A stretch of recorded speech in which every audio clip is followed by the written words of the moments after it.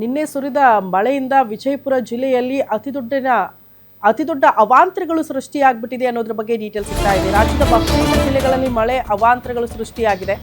ಹಾಗೆ ವಿಜಯನಗರ ಜಿಲ್ಲೆಯಲ್ಲೂ ಕೂಡ ಮಳೆಯಿಂದ ಅತಿದೊಡ್ಡ ಹಾನಿಯಾಗಿದೆ ಅಂತೆ. ಭೀಕರ ಮಳೆಗೆ ಮನೆಯ ಕಾಂಪೌಂಡ್ ಗೋಡೆ ಕುಸಿತ ಆಗಿ ಹೋಗಿದೆ. ಹೊಸಪೇಟೆ ತಾಲೂಕಿನ ಧರ್ಮಸಾಗರ ಗ್ರಾಮದಲ್ಲಿ ಆಗಿರುವ ಘಟನೆ ಇದು.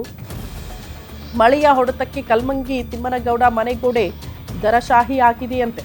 ಗ್ರಾಮದಲ್ಲಿನ ಕೆಲ ಮನೆಗಳಿಗೆ ನೀರು ನುಗ್ಗಿ ಸಾಕಷ್ಟು ಅವಾಂತರಗಳು ಕೂಡ ಸೃಷ್ಟಿಯಾಗಿ ಹೋಗಿದೆ. ಮಳೆ ನೀರಿನಲ್ಲಿ ಬಿತ್ತನೆ ಬೀಜಗಳು ಕೂಡ ಕೊಚ್ಕೊಂಡು ಹೋಗಿದೆ ಅನ್ನೋದ್ರ ಬಗ್ಗೆ ಡೀಟೇಲ್ಸ್ ಸಿಗ್ತಾ ಇದೆ. ಹೊಲಗಳಲ್ಲಿ ನೆಲ ಕಪ್ಪಳಿಸಿ ಬಿಟ್ಟಿದೆಯಂತೆ. ಮರಗಿಡಗಳು ದೃಶ್ಯ ನೋಡ್ತಾ ಇದ್ದೀರಿ. ಜಮೀನುಗಳಿಗೆ ಈ ರೀತಿ ನೀರು ನುಗ್ಗಿಬಿಟ್ರೆ ರೈತರ ಸಂಕಷ್ಟ.